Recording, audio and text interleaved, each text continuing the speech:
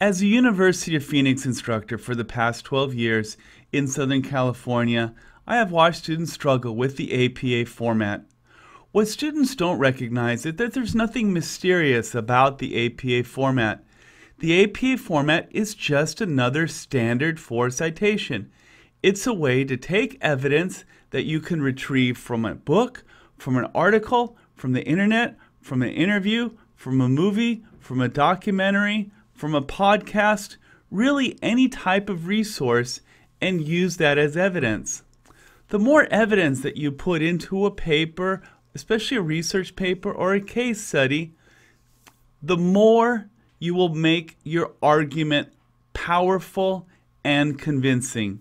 And that is always the goal when we're writing any type of argumentative or persuasive paper.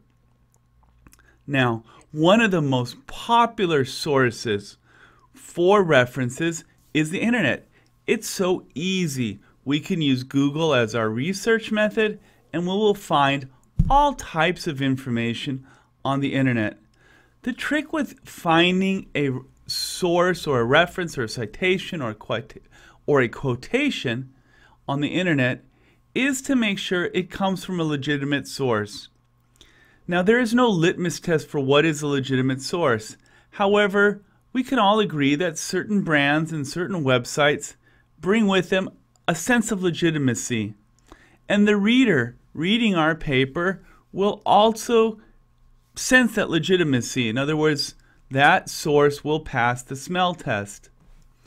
Now, I like to retrieve sources from reputable journals or online sources such as Forbes.com or the Wall Street Journal. The Wall Street Journal is respected as a source for all types of business information. So anybody reading an article or information coming from the wallstreetjournal.com will respect it immediately. Now, if we do find a quotation on the wallstreetjournal.com or Forbes.com or another legitimate business reference website, how do we put that information into our reference page, and how do we cite that information in our paper? Let's first talk about the reference page entry. Now, an online source is different from a print source in that this is a digital publication as opposed to print publication. There's not always headings, there's not always page numbers. I think that makes sense to most of us. So the rule of thumb for an internet source is as much information as possible. There's no such thing as TMI when it comes to an internet source. This is the way that I like to create a reference page entry for an internet source. We'll start off with the author's last name, just as we would for a book or a journal article. We'll also put the author's first initial. Then, this is the copyright date for the website. I've put 2012. We use the copyright date kind of like the publication date.